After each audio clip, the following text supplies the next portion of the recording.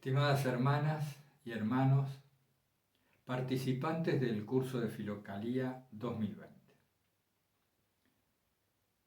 Vamos a abordar ahora la 18ª clase de este curso, en donde trataremos sobre Gregorio Palamas, monje del Monte Athos, luego obispo de Tesalónica.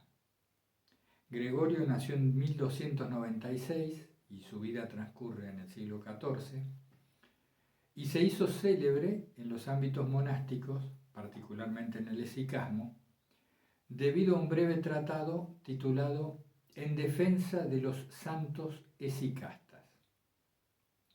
Ustedes saben que esicasta es aquel que tiende, mediante la quietud de cuerpo y mente, de acceder a la gracia deificante, a la teosis o a la iluminación de la gracia.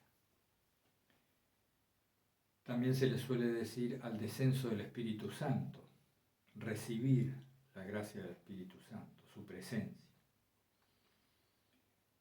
Gregorio Palamas entabla una disputa, una polémica célebre, con un filósofo calabrés de su misma época, contemporáneo, proveniente de la Iglesia Ortodoxa.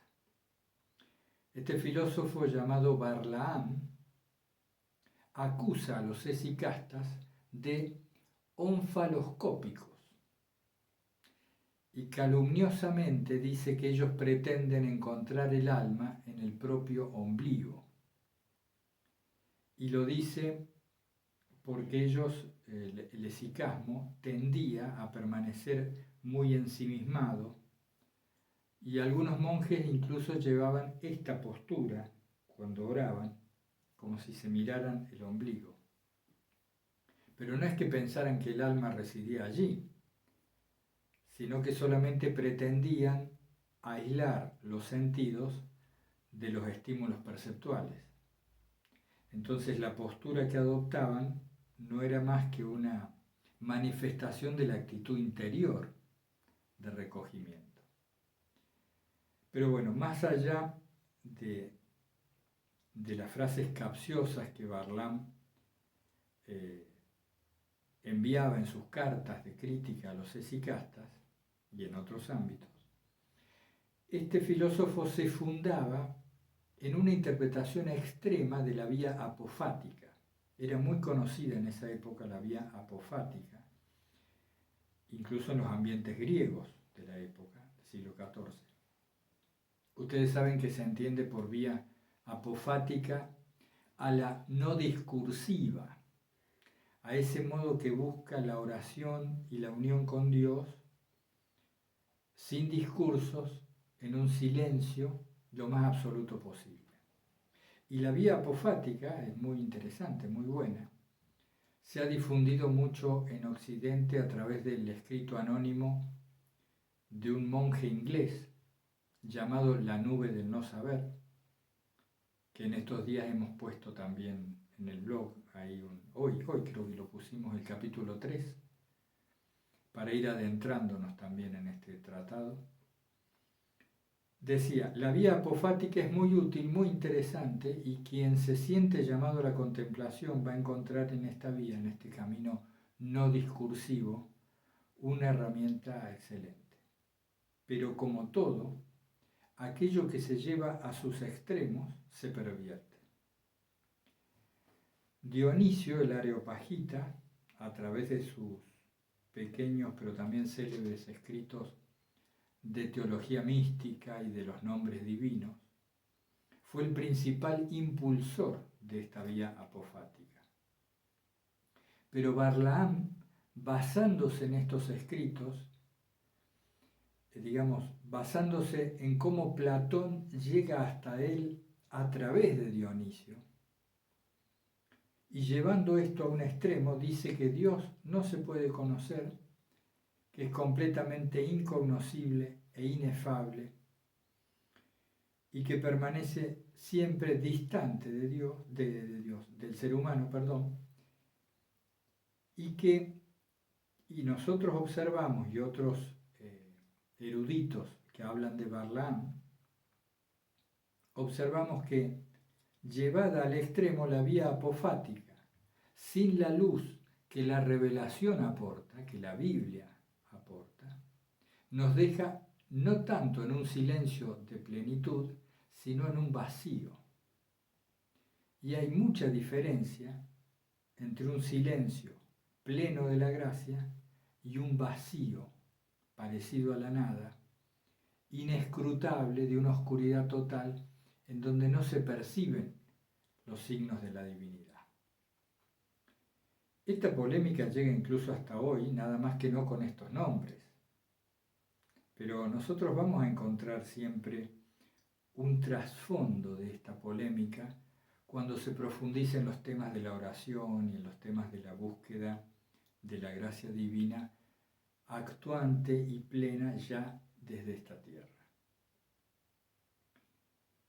Entonces, para sintetizarles, me fijo lo de Barlam.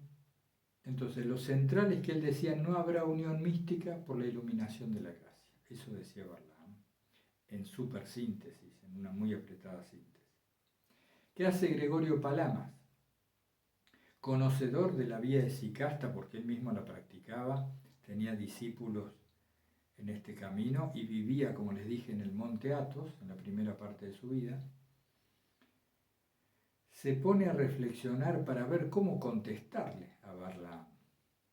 Y entonces enuncia su conceptualización de la diferencia entre la esencia de Dios y las energías divinas, las emanaciones de Dios, que también son increadas, ¿no? Deja a salvo este aspecto, también dice, son increadas, al igual que las hipóstasis divinas, las personas de la Trinidad, pero que se hacen accesibles al hombre en la plenitud de la gracia. Tiene una frase que a mí me ha gustado mucho.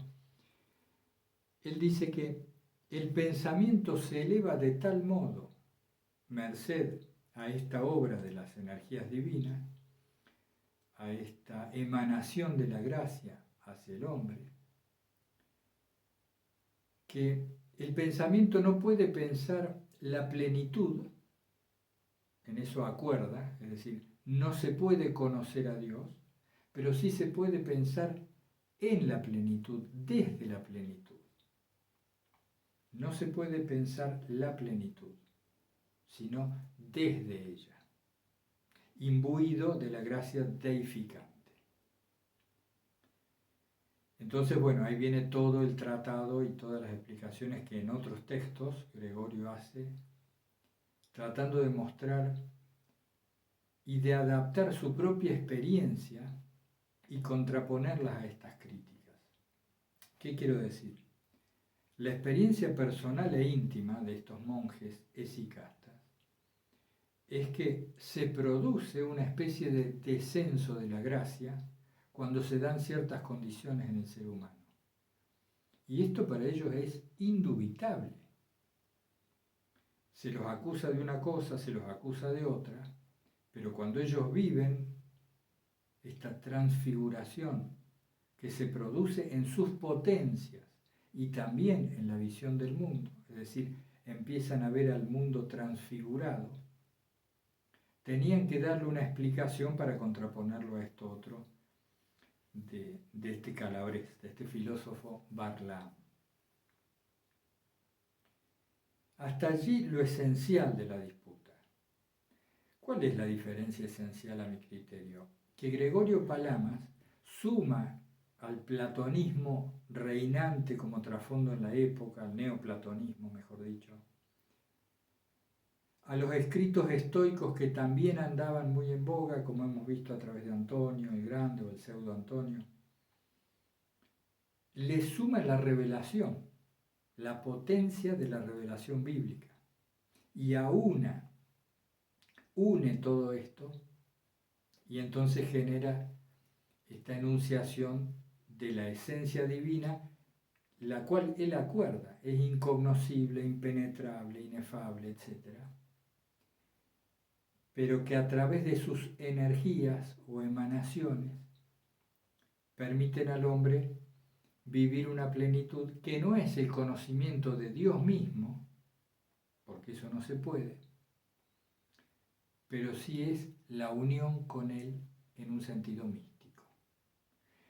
En otros términos, vendría a ser la desaparición, la aniquilación, es un término fuerte, pero entiéndase bien, de la persona en Dios. Es decir, si me anonado, si me siento y me interpongo cada vez menos, aparece la gracia. No es más que los que otros santos han dicho, si te vacías, Dios viene. Si te abandonas, si te apartas. Este apartamiento, lo refiere también Gregorio, tiene mucho que ver con abandonar el intelecto no iluminado.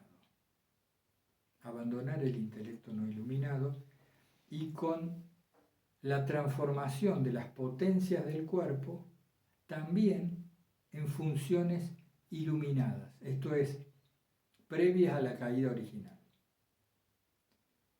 El cuerpo humano, antes de la caída, tenía un modo, según natura, de funcionar que permitía la presencia de la gracia. Luego de la caída, en otros términos, luego de que creímos, nos hemos creído que a través de la razón nosotros íbamos a conocer y a saber lo que estaba bien y lo que estaba mal, luego de haberle dado primacía a la mente, ahí es cuando el cuerpo y sus potencias se pervierten y empiezan a esclavizarnos. Es importante destacar en esta polémica también que Barlaam consideraba el cuerpo absolutamente como algo malo, ¿no? Era extremista. Palamas y los esicastas, contrariamente a lo que se puede suponer a veces si leemos los textos o si escuchamos las clases sin profundizar, los esicastas no consideran que el cuerpo sea malo porque es obra de Dios. Hablan de que son los ímpetus que suelen dominar al cuerpo los que es preciso erradicar o transformar. Una cosa es el cuerpo cuando la gracia está ausente de él, ausente por así decir, y otra es la situación cuando el Espíritu Santo o las energías divinas se han hecho presentes, han podido hacerse presentes gracias a la reducción progresiva de las pasiones. Esto lo dice, por ejemplo, San Serafín de Sarov, un santo ortodoxo de hace 2 siglos, donde él habla que no es solo el intelecto el que se transforma, no es solo nuestro entendimiento el que accede de repente al don del discernimiento y a otros carismas del Espíritu Santo, sino que también la materia se ve de algún modo transformada, iluminada, y esto lo describe por la presencia de una fortaleza en el cuerpo que no se deduce ni de la alimentación, ni de la edad del monje o del estado de su físico. Una presencia de una fuerza inexplicable en cierto sentido y de un encauzamiento de las potencias del cuerpo hacia su función original. Entonces el monje descubre, vuelvo a Palamas al decir esto,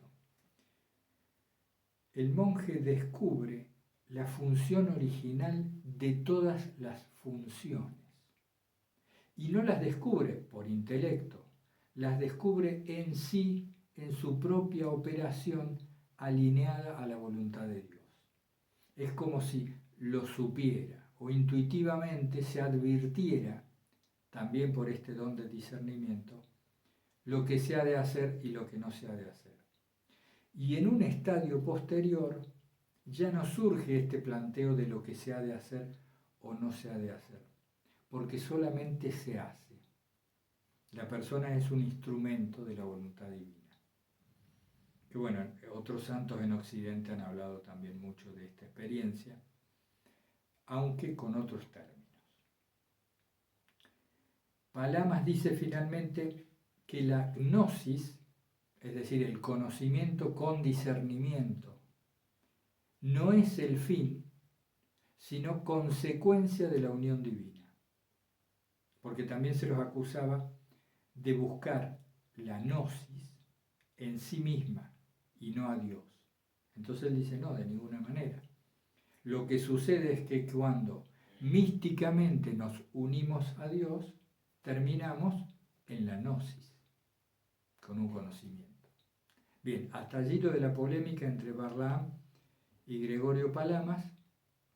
Vamos a abordar un poco ahora el tratado en sí mismo en defensa de los santos esicastas. Bueno, hermanas y hermanos, continuamos ahora entonces con esta 18ª clase, introduciéndonos de a poco en lo que Gregorio Palamas dice en su célebre tratado en defensa de los santos esicastas.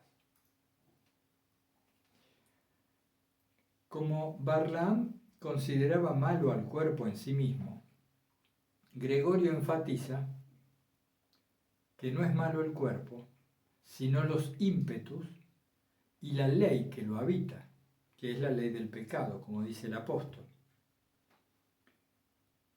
Siendo esto así, dice Palamas, no veo objeción alguna en que intentemos, mediante una ayuda respiratoria, introducir el nous, la atención, dentro del cuerpo, conducirla hasta el corazón y hacer permanecer esta atención vigilante en el centro de la persona, en el centro del cuerpo.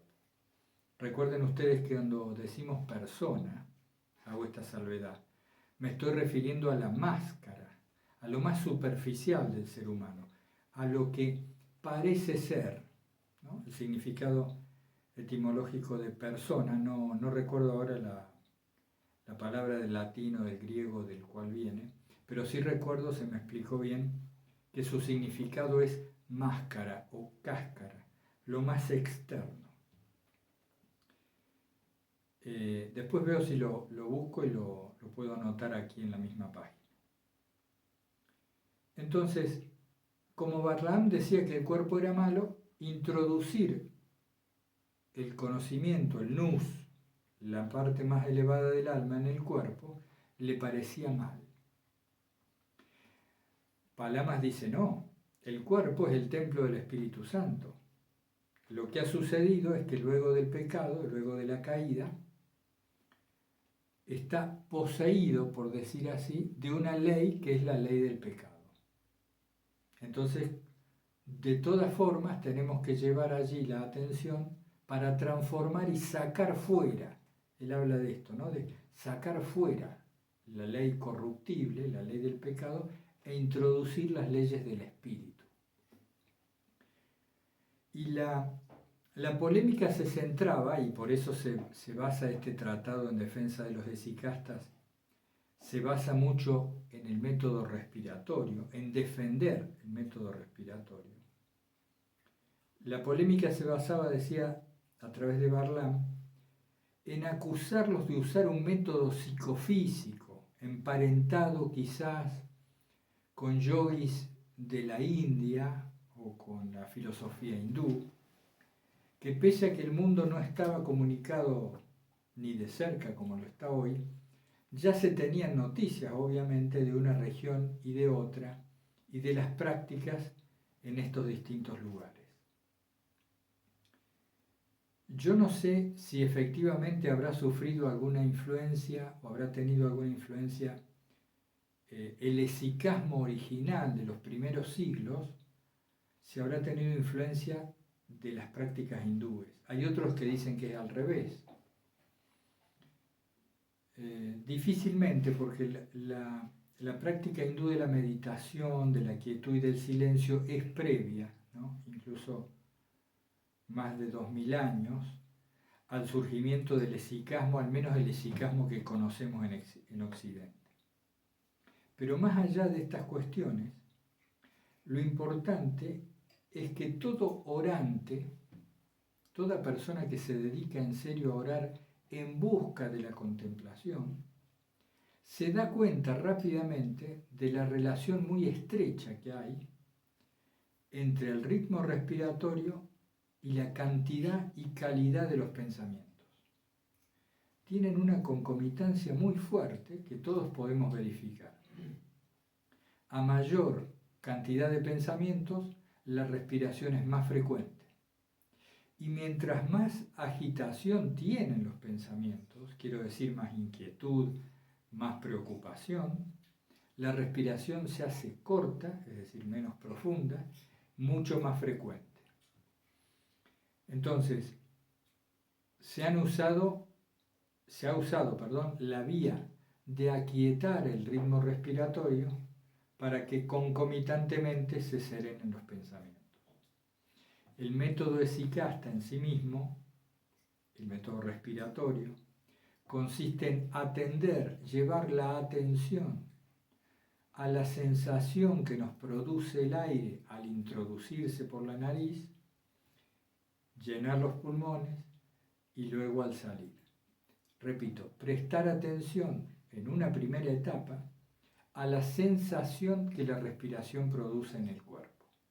Luego de 2, 3, 5 minutos, no hace falta más, ustedes verán, todos vemos, cómo la mente tiene mucho menor circulación de pensamiento. Se produce un aquietamiento. Y en el cuerpo también se produce una relajación que deriva de la ausencia o de la menor cantidad de pensamientos. En una mirada rápida dices, el aquietamiento del cuerpo, esa distensión surge de la respiración calma. Sí, pero sobre todo de que disminuyeron los pensamientos, que son la verdadera raíz de nuestra agitación corporal. Fíjense que acá hay términos muy similares, ¿no? La vigilancia, cuando Palamas dice en el texto que les adjunto, la vigilancia es lo mismo que decir nepsis, la sobriedad. Sobriedad es nepsis, atención. Entonces, vigilancia, nepsis, sobriedad, atención son sinónimos en este tratado y en general, más allá de matices, en toda filocalía. Llevar la atención mediante la respiración a lo profundo del corazón y que permanezca allí. Esa es la tarea del esicasta. Dicho en palabras de Juan Clímaco y de otros monjes, la tarea del esicasta, ¿qué es un esicasta? Un esicasta es el que se dedica pacientemente a circunscribir lo incorpóreo en lo corpóreo. En otros términos, para decirlo de otra forma que quizá algún participante entienda o sienta más afín a su mente, podemos decir que es ser plenamente conscientes de que somos conscientes. Cuando digo esto, estoy diciendo lo mismo que Gregorio Palamas. Hay una diferencia de muchos siglos en la terminología y en la comprensión que hoy tenemos de estos temas. Pero si decimos, debo introducir la conciencia de que soy consciente hasta mi corazón, esto es, debo permanecer consciente de que soy consciente, de que soy esencialmente conciencia. Más allá, como les decía días atrás, de esta otra polémica de si nos reconocemos conciencia y vemos a la mente y al cuerpo como meras herramientas, no como nosotros mismos, o si por el contrario se asume integralmente que cuerpo, alma y la conciencia son un todo integral. Más allá de esto, lo importante para el esicasta es mantener la vigilancia, la conciencia de ser y no dejar que esta conciencia se ausente a través de los sentidos y las percepciones varias. No era ocioso para ellos recluirse, aislarse, permanecer con el cuerpo quieto, comer poco, prescindir de muchos placeres que luego, más que aquietarse, aumentan con su ejercicio. Todo esto que ellos hacían era para favorecer esta conciencia, este permanecer en el fondo de nosotros mismos, esto es el corazón, permitiendo así que los efluvios, las emanaciones, como dice Palamas, o las energías divinas, el descenso de la gracia se produzca y transforme nuestra vida y todas nuestras potencias. En esta parte estoy revisando, eso es lo central en la primera parte del tratado. Bueno, hermanas y hermanos, continuando entonces con Gregorio Palamas, en la clase 18, yo les quiero leer un párrafo que está en la página 104 de Filocalía, en su tomo, no me quiero equivocar, en el volumen 4, en la página 104, dice Palamas, atendamos bien esto: en la medida en que nuestra alma es una realidad única, dotada de varias potencias, y usa el cuerpo, que por naturaleza recibe de ella la vida, como si fuera un órgano, nos preguntamos, ¿qué órganos utiliza en su actividad la potencia del alma que llamamos intelecto? ¿Qué órgano o qué órganos utiliza en su actividad la potencia del alma que llamamos intelecto? ¿Se acuerdan ustedes que el intelecto en pocas ocasiones en Filocalía se refiere al razonamiento? La mayor parte de las veces se refieren al nous, a la parte superior del alma, llamada también órgano de la contemplación. Perdón. Entonces sigue Gregorio, ¿no? Dice, nadie ha supuesto jamás que el pensamiento tuviese su sede en las uñas o en los párpados, tampoco en la nariz o en los labios. En cambio, es opinión común de todos que éste se encuentra dentro de nosotros. Algunos tratan de precisar qué órgano de los que tenemos dentro utiliza primero. Así, unos lo colocan en el cerebro, cual si estuviera en una acrópolis. Otros le asignan el centro del corazón y, o mejor, la zona más pura y ajena al soplo físico de ese núcleo cordial. Nosotros sabemos con certeza, fíjense lo que dice Gregorio Palamas aquí, habla de su experiencia. Nosotros sabemos con certeza que nuestro razonamiento no se encuentra dentro de nosotros, como si estuviese en un vaso, porque es incorpóreo, ni fuera de nosotros, porque está unido al cuerpo, sino que habita en el corazón como en un órgano. Esto lo sabemos no por haber sido instruidos por un hombre, sino por el mismo Creador del hombre, el cual dice en los Evangelios que no son las cosas que entran por la boca las que contaminan, sino las que salen de ella, porque del corazón del hombre salen los pensamientos. En Mateo 15, 11, 19. Fíjense qué interesante lo que hace Gregorio Palamas aquí, cuando dice, quiero releer esta parte, nosotros sabemos con certeza que nuestro razonamiento no se encuentra dentro de nosotros como si estuviese en un vaso, porque es incorpóreo, Es decir, al ser intangible, esta facultad a la que se refiere ambiguamente aquí, a veces como razonamiento, o a veces en su término nous, en el griego, al ser intangible no puede estar en el cuerpo, pero tampoco puede estar fuera, porque lo afecta. Se plantea este dilema. Y entonces logra la resolución situándolo en el corazón, que bíblicamente es el centro de la persona. Por eso yo quería marqué aquí para volver al glosario de Filocalia, y volver a la palabra cardiás, corazón.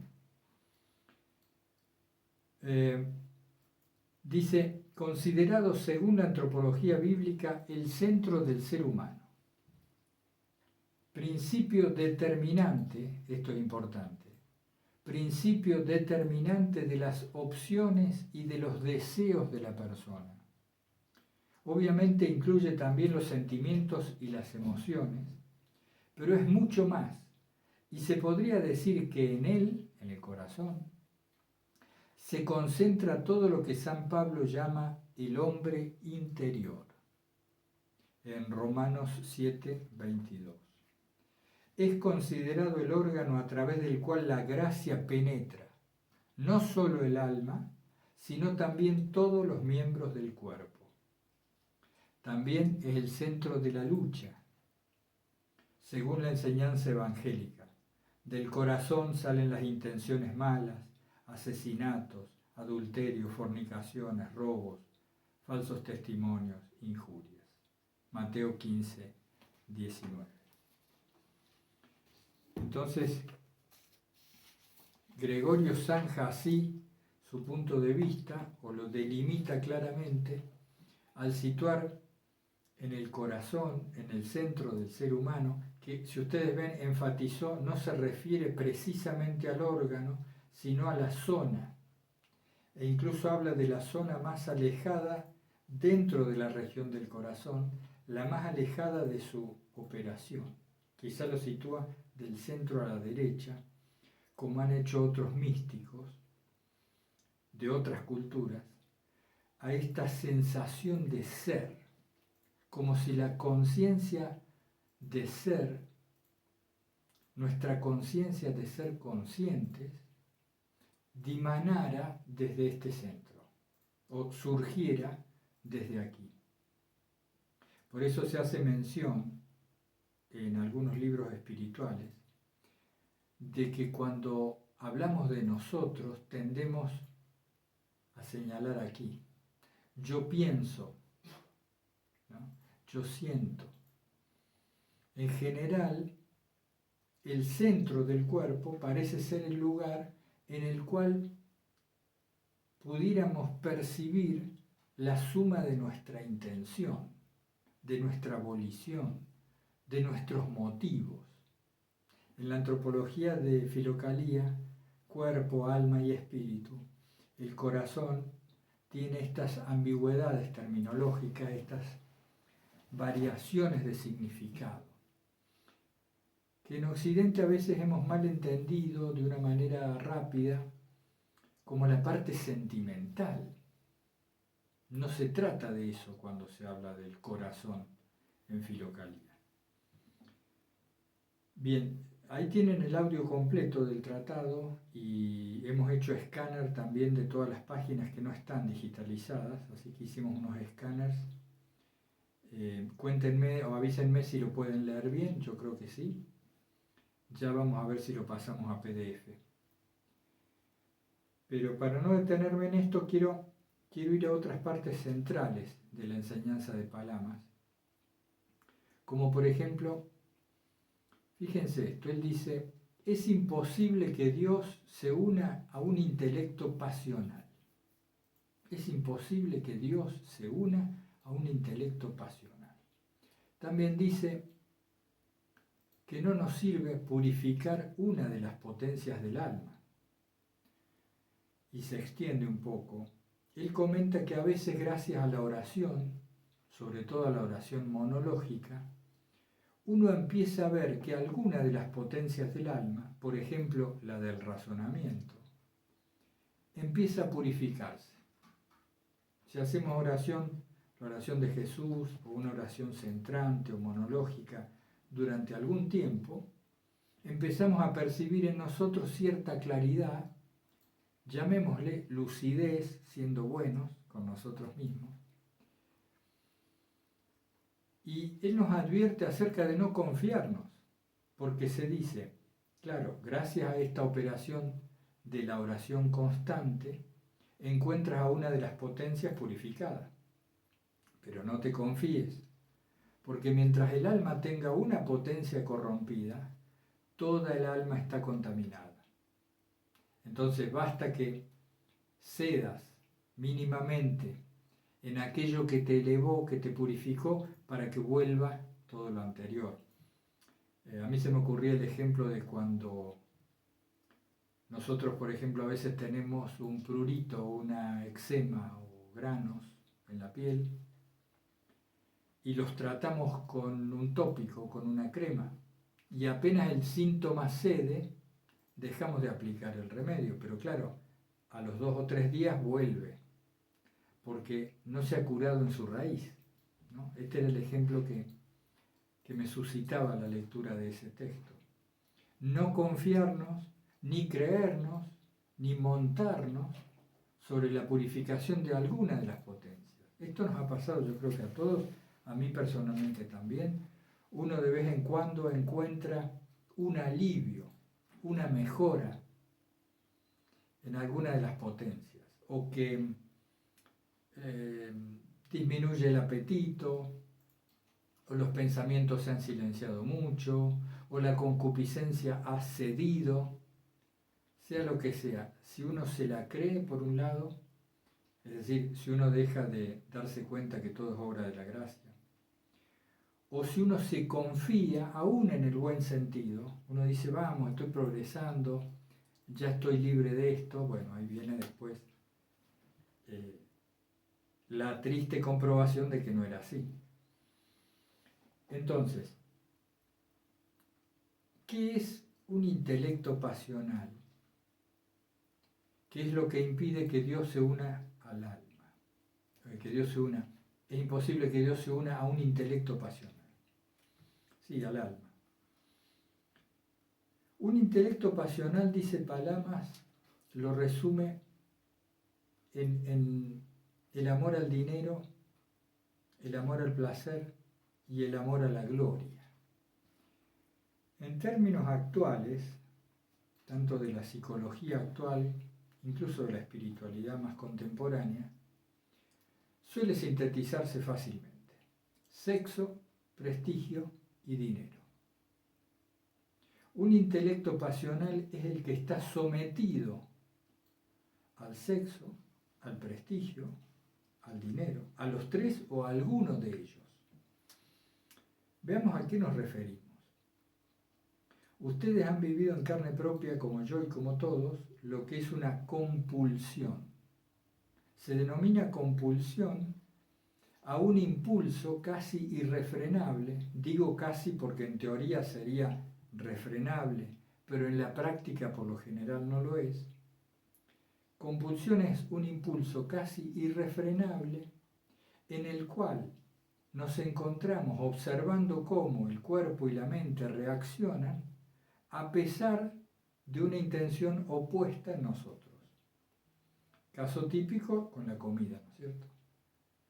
La persona se ha propuesto ayunar o hacer dieta o lo que fuera, o comer moderadamente, pero ante la vista, perdonen las mascotas, ante la vista de un plato apetitoso, pierde, por así llamar, toda su voluntad y se devora 1 o 2 platos con las consecuencias que ya conocemos. Pero a esto voy. ¿Cuáles son las consecuencias? Las consecuencias de ceder al amor al dinero, al amor a la gloria de los hombres o al amor al placer carnal, que ya si me acuerdo voy a profundizar un poco en esto. ¿Cuáles son las consecuencias? No son solo las corporales evidentes por sí mismas, sino que generan en nosotros una tendencia, una huella muy fuerte a su repetición. Es decir, estos tres deseos particularmente no disminuyen al nosotros saciarlos, sino que aumentan. Cuando aumentan, transforman en pasional el intelecto, es decir, se salen de la operación natural de las potencias del alma, configuran en sí mismo cadenas, una esclavitud particular, que mediante las compulsiones y diversos impulsos nos encadenan con fuertes tendencias. Entonces, mientras más repito un vicio, más difícil me es salir de él. Suele decirse, bueno, claro, es por el hábito. Pero ¿qué es un hábito? Un hábito es la huella. La profundidad de la huella determina nuestra dificultad para salir de él. La profundidad de la huella. Cuando en Filocalía muchas veces se enfatiza en la parte exterior, el control interior de estas pasiones, pero algunos monjes enfatizan también, como es lógico y mucho más sabio, en la parte interior. Y hoy en día, contemporáneamente, diríamos que lo más importante no es lo que se hace por fuera solamente, sino la manera en que nos apegamos, desapegamos de lo hecho y la intención que tenemos o no tenemos en las acciones. Entonces, ¿cuál es el problema con la sexualidad? El problema con la sexualidad es cuando la hacemos un fin, cuando la transformamos en un simple placer y cuando no le damos su visión integral, ¿no? La visión integral a la que está destinada desde su origen, que tiene por un lado la parte física o reproductiva y por otro lado la comunión del amor en el matrimonio de los cónyuges. El amor humano expresado físicamente es perfecto, pero cuando se hace hincapié o cuando caemos en valorar solo el placer carnal, nos hacemos dependientes de él y mediante él terminamos fugándonos del vacío interior. Esto es ni más ni menos que lo mismo que hacemos con una comida, o si exageramos el ver películas, o el estar en infinitud de charlas. Es decir, cuando nos volcamos hacia afuera. De esto habla Palamas cuando dice también introducir el intelecto en el corazón, en el hombre interior, y hacerlo permanecer allí. No dejarnos manejar por la ley de la esclavitud que habla desde la carne, sino manejarnos desde la vigilancia, la sobriedad y la atención, la conciencia de sí, que nos permite distanciarnos de los impulsos corporales, pero no en un mero forzamiento, donde me reprimo para no hacer lo que el cuerpo me pide, sino con una comprensión cabal del mecanismo que provoca la compulsión. Por eso les decía que vamos a abrir esta pestaña nueva, esta nueva sección, para no interferir permanentemente con el curso de Filocalía, profundizando en estas cuestiones psicológicas. Pero es necesario ver también la raíz de las compulsiones, cómo son los engranajes que motorizan una pasión, etc. Aquí, en lo atinente a Gregorio Palamas y a Filocalía, les hago la mención del asunto. La mención. Entonces, ¿por qué es imposible, dice Gregorio, que Dios se una a un intelecto pasional? Porque, por una parte, cuando nosotros percibimos que estamos fuera de nosotros mismos, volcados hacia el mundo de los fenómenos, no prestamos atención al hombre interior. Y cuando esto se ha hecho repetitivamente, aun cuando después vamos al recogimiento, a la celda, a la búsqueda de la oración, aun cuando busquemos interiorizarnos, pagamos las consecuencias de lo hecho en forma de nuevos llamados de los sentidos. Hay toda una explicación hoy en día que la ciencia hace de la neurobiología y de la electroquímica de las neuronas. Pero haciéndolo muy simple, es como si las neuronas se acostumbraran a ciertas sustancias y entonces apenas esas sustancias dejan de circular en sangre, las neuronas es como si se abrieran vorazmente, como una planta carnívora, que se abre y empieza a demandar la sustancia nuevamente. Esto nos pasa con la comida, con el sexo y con cualquier otro placer al que nos habituamos. ¿Por qué? No se olviden ustedes que la química corporal reacciona y determina muchas de nuestras conductas, muchas conductas. Y siempre que hablamos de estas cosas, lo he visto en retiros, lo he visto en grupos en los que he participado, etc., siempre se genera esta especie de dualidad o malentendido en el cual pareciera que uno se opusiera al goce o al placer como si fuera algo malo, como si no fuera parte de la creación de Dios. Todo es parte de la creación de Dios.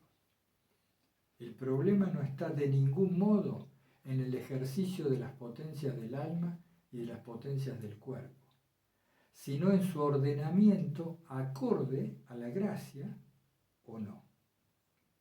Es decir, Filocalía, si tuviéramos que hacer otra síntesis, en mi interpretación, en lo que yo conozco, dice que el nous, la sobriedad, nuestra atención, lo que somos, esa conciencia esencial que tiene filiación divina, es la que tiene que darle la ley al cuerpo y no a la inversa. Si examinamos nuestra vida, vemos que la mayor parte de ella, o la mayor parte de nuestra jornada, está al servicio del cuerpo y de sus impulsos. Y dejo aparte si este servicio del cuerpo es pecaminoso o no. No estamos hablando de eso ahora. Estamos hablando de quién manda, el cuerpo o yo. O el cuerpo o mi esencia. La voluntad suprema del alma, el corazón. En esa disyuntiva se maneja toda Filocalía, ¿no? Bueno, finalmente, y ya para terminar esta 18ª clase, quiero remitirme a un párrafo hacia el final del tratado y después hacer un breve comentario sobre ello. Página 110. Ahora bien, dice Gregorio, ¿cuál es el lugar más acorde al espíritu capaz de elevarse desde lo bajo? ¿El intelecto o la carne? ¿Cuál es el lugar más acorde al espíritu capaz de elevarse desde lo bajo? ¿El intelecto o la carne? ¿Acaso no dice el apóstol que ningún bien habita en la carne si no se ha establecido antes la ley de la vida? Eso que hablábamos antes. De que el problema no es el cuerpo, sino la ley que lo habita, la ley del pecado o la ley de la vida. ¿Acaso no dice el apóstol que ningún bien habita en la carne si no se ha establecido antes la ley de la vida? Esto es a lo que quería ir. Entonces, con mayor razón, es necesario entrenar la atención sobre ella. Entrenar la atención. ¿Cómo hacerla nuestra? ¿Cómo no descuidarla jamás? Se refiere a la ley de la vida.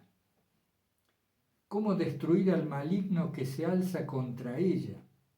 Sobre todo nosotros, fíjense lo que dice, que todavía no sabemos contrarrestar espiritualmente la malicia con medios espirituales. Si no nos educamos para cuidar de nosotros mismos también con el comportamiento exterior,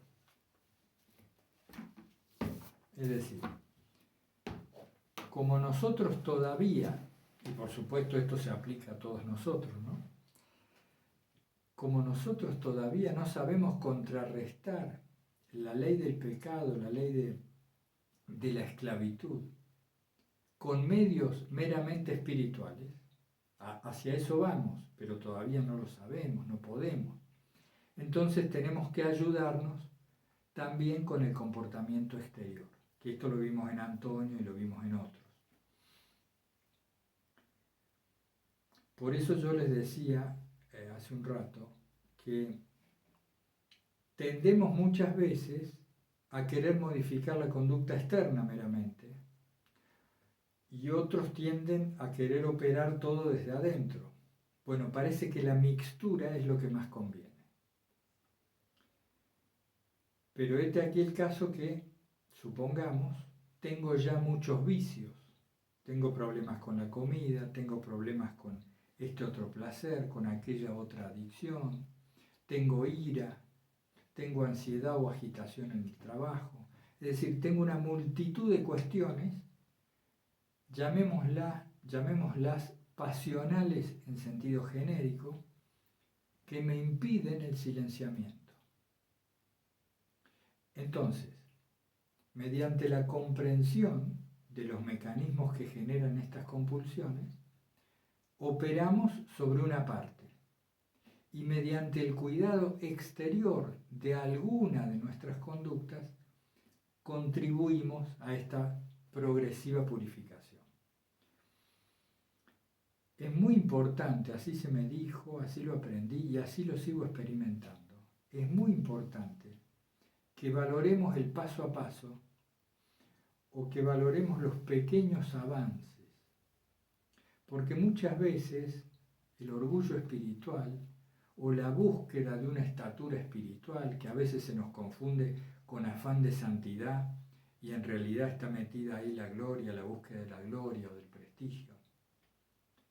Es importante que vayamos poco a poco valorando los avances, porque se nos mete ese afán que podría parecer una ascesis, una ardorosa búsqueda de Dios, y en realidad es el prestigio el que nos guía y nos lleva a practicar extremos que después se vuelven en nuestra contra.